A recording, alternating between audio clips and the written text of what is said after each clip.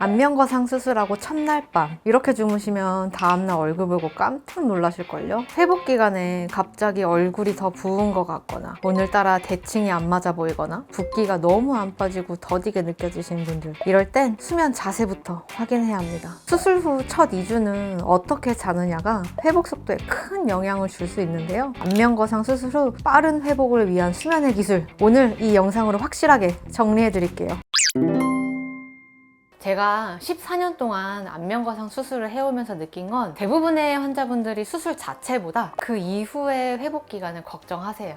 가장 많이 하시는 걱정 3가지. 원장님, 많이 붓나요? 멍은 얼마나 가나요? 언제쯤 사람 만날 수 있나요? 붓기와 멍은 수술이 잘 됐느냐 안 됐느냐랑 상관없이 완전히 다른 영역이거든요. 물론 수술할 때 출혈을 줄이기 위해 꼼꼼하게 지혈을 하고 필요한 범위만 정확하게 박리하고 조직을 불필요하게 자극하지 않는 것도 중요합니다. 하지만 수술 후 집에 돌아가서 어떻게 자고 어떻게 움직이고 어떻게 관리하느냐에 따라서 초기 붓기와 불편감은 꽤 달라질 수 있어요. 그럼 수술이 아무리 잘 됐어도 집에서 관리를 못하거나 잠잘 때 자세를 잘못 잡으면 회복이 더 힘들어질 수도 있는 거네요? 충분히 그럴 수 있습니다. 안면거상 후에는 얼굴과 목 주변에 조직이 회복되는 시기인데요. 이때 얼굴이 한쪽으로 눌리거나 고개가 너무 숙여지거나 상체를 또 너무 낮게 두고 자면은 얼굴 쪽으로 혈량 부종이 몰릴 수 있거든요. 그래서 오늘은 안면거상 수술 후 절대 하면 안 되는 자세, 반대로 가장 좋은 자세 등을 제가 직접 실제로 보여드리겠습니다.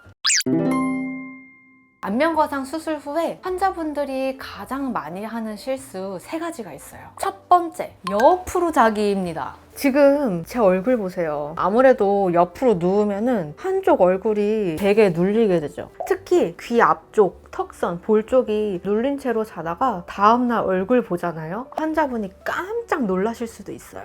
얼굴이 어떻게 되는데요? 수술 부위에 압박이 가고 붓기도 한쪽으로 몰릴 수가 있습니다. 그래서 가끔 전화 오셔서 저 얼굴이 점점 비대칭 되는 것 같은데 뭐 문제 생긴 거 아닌가요? 이런 분들도 계시는데, 실제로는 수면 자세 때문에 한쪽 부종이 도드라져서 그런 경우도 많아요. 평소에는 옆으로 자시는 분들이 되게 많잖아요. 무조건 정면으로 자야 되나요? 진짜 힘들 것 같은데요? 맞아요. 환자분들도 저는 평생 옆으로만 잤어요. 정면으로 누우면 잠이 안 와요. 이렇게 말씀하시는 분들 정말 많은데, 그래도 수술 직후부터 최소 2주 정도는 가급적이면 정면으로 누워서 얼굴이 눌리지 않게 자는 것이 좋습니다. 안면거상 수술 후에 환자분들이 가장 많이 하는 실수 2번째, 낮은 베개 사용하기. 이 자세는요, 보기에는 편해 보일 수 있는데 이렇게 누우면은 얼굴이 심장과 거의 같은 높이에 있게 되는 거거든요. 얼굴 쪽 붓기가 더 안 빠지고 오래 갑니다. 그럼 몸이 평평한 것보다는 상체가 좀 위로 가는 게 더 좋다는 거죠?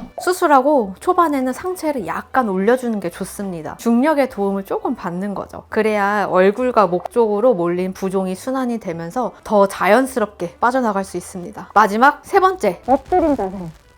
이 자세는 그냥 평소에도 별로 안 좋을 것 같은데요? 맞습니다. 엎드리면은 얼굴 전체가 눌려요. 특히 안면거상 후에는 귀 앞쪽, 턱선, 볼, 목 주변이 예민한 시기인데 그 부위를 강하게 압박하는 자세가 되겠죠. 그리고 엎드린 자세에서는 계속 얼굴을 파묻고 잘 수는 없으니까 고개만 한쪽으로 이렇게 꺾고 자게 되는 경우가 많은데, 그러면은 과 턱선에도 부담이 갑니다. 수술 후 1달 정도는 엎드려 자는 습관은 꼭 피하시는 게 좋습니다. 그럼 혹시 잠자는 자세 때문에 부작용이 생기거나 수술이 잘못되는 경우도 있나요? 한 번은요, 실밥을 뽑은 날에 본인도 모르게 베개에다가 수술 부위를 비벼가지고 절개 부위가 다시 벌어져서 오신 분은 계셨어요. 그렇다고 그게 수술 결과에 영향을 주는 거는 아니지만 어쨌든 다시 봉합을 하는 불편함을 겪으시기는 했죠. 수술 직후 절대 피해야 하는 자세 3가지 잘 아시겠죠? 그럼 뭐 어떻게 잘하는 말이냐 하실 분들을 위해 이번에는 반대로 회복에 도움이 되는 자세들을 수술 이후 기간별로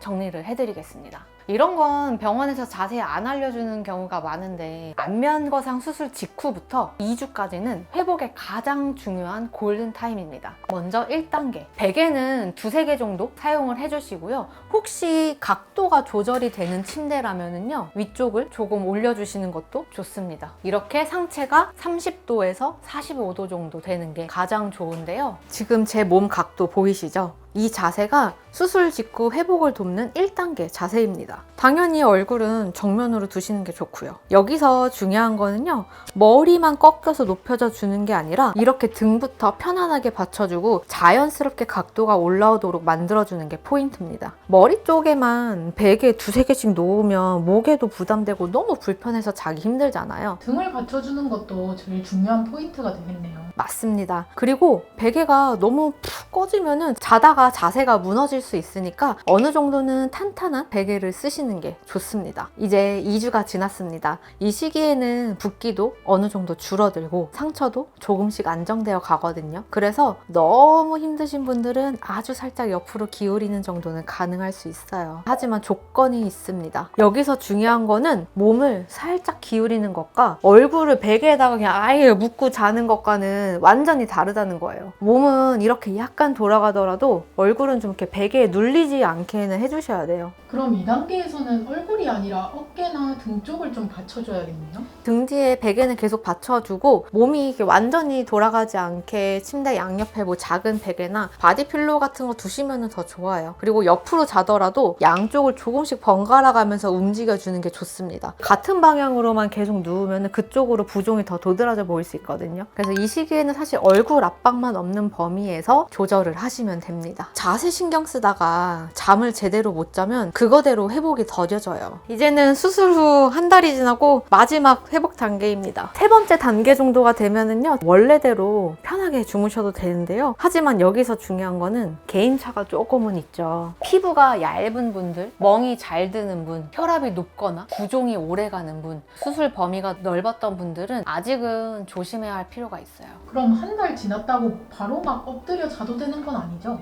그렇죠. 한 달이 지났다고 해서 갑자기 모든 제한이 사라지는 건 아닙니다. 특히 엎드려 자는 자세는 가능하면 할수록 더 늦게 천천히 하시고요. 그리고 자고 일어났을 때 특정 부위가 유난히 붓거나 당기거나 아프면 그 자세는 아직 내 얼굴에 부담이 된다는 신호일 수 있으니까 피하시는 게 좋습니다. 수술한 것도 아프고 힘들어 죽겠는데 잠자는 것도 이렇게 신경 써야 되나 현타가 오실 수 있어요. 사실 막상 해보면 힘든 자세들은 아니거든요. 근데 만약에 수면 자세가 신경 쓰여서 잠도 제대로 못 자고 자꾸 깬다, 그럼 차라리 얼굴에 심한 압박만 주지 않는 선에서 편하신 대로 주무시는 게 훨씬 낫습니다. 푹 주무시는 것과 수면의 질도 회복에 굉장히 중요하니까요.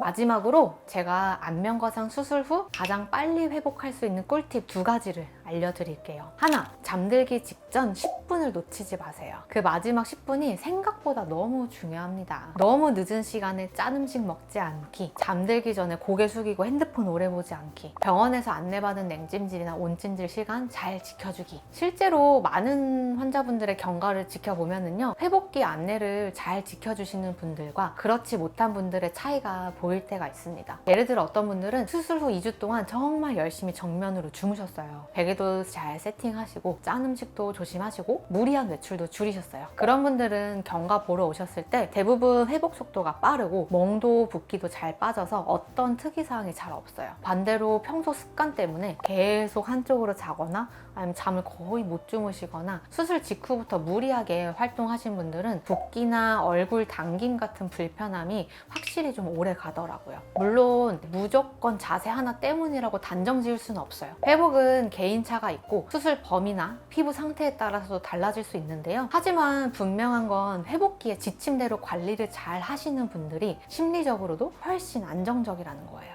되게 중요한 부분이네요. 사실 그 불안감이 제일 힘든 거잖아요. 맞아요. 그래서 제가 또 하나 말씀드릴 2번째 꿀팁이 바로 멘탈 관리입니다. 수술 후에는 내 얼굴이 매일 달라 보이기 때문에 불안할 수밖에 없어요. 저도 환자분들과 경과 볼 때 그 마음을 정말 많이 느낍니다. 이 붓기 안 빠지면 어떡하지? 멍이 오래 가면 어떡하지? 내가 괜히 한 건가? 별별 생각이 다 드실 거예요. 그런데 사실 그게 정상이거든요. 수술 후 초반에는 아침에는 더 부어 보이고 오후에는 조금 빠진 것 같다가 또 어떤 날은 한쪽이 더 부은 것 같기도 하고, 그때마다 너무 놀라지 마시고 큰 위험 신호가 없으면 차분히 지켜보시는 게 좋습니다. 기억하세요. 회복은 멘탈이 제일 중요하다. 안면거상 회복기에 대해서 더 궁금하신 분들은 저희 채널에 오셔서 영상 보시면 되겠습니다. 안면거상 수술은 수술 자체도 중요하지만 수술 후 회복 과정을 어떻게 지나가느냐도 정말 중요합니다. 모든 분들의 회복 속도가 같을 수는 없고 피부 두께, 처짐 정도, 수술 범위, 생활 습관에 따라서 회복 과정도 다 달라지는데요. 특히 40대에서 60대 여성분들은 일상으로 빨리 돌아가야 하는 분들이 많아요. 티나는 것도 부담스러워 하시고요. 그래서 내 얼굴에는 어떤 수술이 필요한지, 회복 기간은 어느 정도로 예상해야 하는지, 수술 후 어떤 관리가 필요한지까지 상담 때 충분히 확인하시는 게 좋습니다. 안면거상 수술이나 회복 기간에 대해 궁금하신 분들은 병원 상담 문의나 댓글 남겨주세요. 제가 가능한 부분과 조심해야 할 부분 솔직하게 설명드리고 각자의 얼굴에 맞는 자연스러운 방향을 함께 찾아드리겠습니다. 지금까지 따라하고 싶은 유희성형외과 이유정 원장이었습니다. 감사합니다.